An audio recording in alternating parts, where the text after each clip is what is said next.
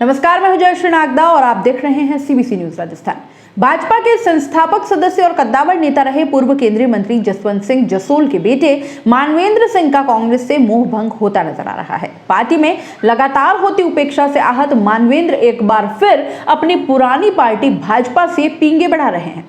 Party में उनकी सम्मानजनक वापसी की सुगबुगाहट तेज होती जा रही है। बताया जा रहा है कि भाजपा इन दिनों वसुंधरा राजे के धुर विरोधी नेताओं को वापस जोड़कर पार्टी का आधार मजबूत करने में जुटी है। हालांकि मानवेंद्र ने इस बारे में चुप्पी साध रखी है। उनके करीबी लोगों का कहना है कि कुछ दिन में सब कुछ स्पष्ट हो जाएगा। मानवेंद्र वसुंधरा राजे के धुर विरोधी माने जाते हैं। पिछला विधानसभा चुनाव भी उन्होंने वसुंधरा राजे के खिलाफ लड़ा था। अब सबसे पहली बात तो यह कि आखिर मानवेंद्र का कांग्रेस से मोहभंग होने का मुख्य कारण क्या है। पिछले विधानसभा चुनाव यानी कि 2018 से पहले मानवेंद्र ने पंचपदरा में अपने समर्थकों के साथ बड़ा सम्मेलन कर यह कहते हुए भाजपा छोड़ दी कि कमल का फूल हमारी फूल। इसके बाद वे कांग्रेस में शामिल हो गए। विधानसभा चुनाव में उन्होंने कांग्रेस से 3 टिकट मांगे, लेकिन पार्टी ने उनकी पत्नी समेत किसी समर्थक को टिकट नहीं दिया, बल्कि उन्हें वसुंधरा राजे के सामने बलि का बकरा बनाकर चुनाव में उतार दिया। यहीं से मानवेंद्र के मन में आक्रोश पनपना शुरू हो गया। लोकसभा चुनाव के दौरान भी पार्टी मानवेंद्र का सही तरीके से इस्तेमाल नहीं कर पाई। हाल ही में हुए जिला परिषद और पंचायत समितियों के चुनाव में भी उनको तवज्जो तो दूर, उनसे पूछा तक नहीं गया। इसके बाद कांग्रेस में अकेले पड़ चुके मानवेंद्र के सामने और कोई विकल्प नहीं रहा। अब इस पर भी एक नजर डाल लीजिए कि अगर मानवेंद्र कांग्रेस छोड़कर गए तो कांग्रेस का इस पर क्या असर पड़ेगा। तो आप जान लीजिए कि जसवंत सिंह का राजपूत समाज पर गहरा प्रभाव रहा था। अभी भी समाज के लोग मानवेंद्र से उम्मीदें लगाए बैठे हैं। एक बार सांसद और एक बार विधायक रह चुके मानवेंद्र का बाड़मेर और जैसलमेर समेत जोधपुर और जालोर क्षेत्र में अच्छी पकड़ है। उनके कांग्रेस छोड़ने से इसका सीधा लाभ भाजपा को मिलेगा। आखिर क्या कारण रहा होगा कि कांग्रेस में मानवेंद्र का इस्तेमाल नहीं हो पाया। मानवेंद्र कांग्रेस में रहकर मारवाड़ में जाट आधारित राजनीति में सहज महसूस नहीं कर पा रहे थे। बाड़मेर के स्थानीय नेता उनके विरोध में डटे थे। स्थानीय नेताओं के विरोध के कारण विधानसभा चुनाव में उनकी पत्नी चित्रा को टिकट नहीं मिल पाया। लेकिन मानवेंद्र अगर भाजपा में आ जाते हैं तो क्या भाजपा में उनकी राह आसान हो जाएगी? तो जवाब है नहीं। मानवेंद्र भाजपा में सम्मानजनक वापस की कोशिश में जुटे हैं, लेकिन यह राह उतनी आसान नहीं है।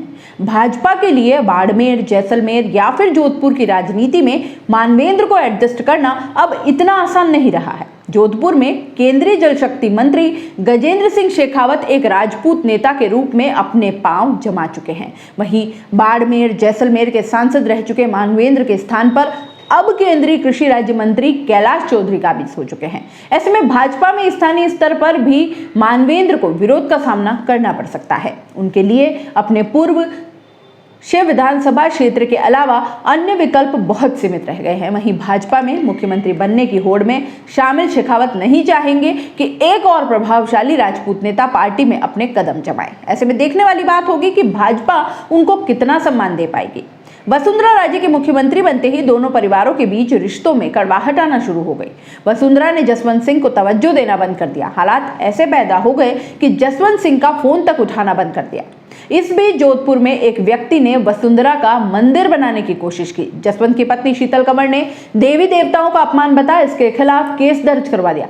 यहां से दोनों परिवारों के बीच आई कड़वाहट सार्वजनिक हो गई और रिश्तों में दूरियां काफी बढ़ गई। जसवंत के पैतृक गांव जसोल में आयोजित एक सामाजिक समारोह में भाजपा के कुछ नेता शामिल हुए। वसुंधरा विरोधी इन नेताओं का स्वागत जसवंत ने मारवाड़ी परंपरा से अफीम की मनुहार से किया। इस मामले ने तूल पकड़ लिया। वसुंधरा के इशारे पर आयोजकों के खिलाफ मामला दर्ज हुआ। यह मामला भी कई दिन तक सुर्खियों में रहा। दोनों परिवारों के बीच जारी तनातनी के बीच 2014 के लोकसभा चुनाव से काफी पहले जसवंत ने घोषणा कर दी कि यह उनका अंतिम चुनाव होगा। ऐसे में वे अपने खुद के संसदीय क्षेत्र बाड़मेर, जैसलमेर से चुनाव लड़ेंगे। चुनाव से ऐन पहले वसुंधरा ने पासा फेंका और जसवंत की बाजी पलट चुकी थी। कांग्रेस के सांसद कर्नल सोनाराम चौधरी को वसुंधरा भाजपा में ले आई और आलाकमान से जिद कर उन्हें टिकट भी दिला दी। जसवंत खाली हाथ रह गए। उन्होंने इसे पीठ में छुरा भोंकने के समान बताया। इसके साथ ही उन्होंने निर्दलीय चुनाव लड़ने की भी घोषणा कर दी। देश के सबसे चर्चित चुनाव में से एक इस संसदीय क्षेत्र से जसवंत को हार का सामना करना पड़ा। इसके कुछ ही महीने बाद न केवल जसवंत बल्कि दोनों परिवार के रिश्ते भी कोमा में चले गए। सीबीसी न्यूज राजस्थान की यह खबर आपको कैसी लगी, नीचे कमेंट करके जरूर बताएं।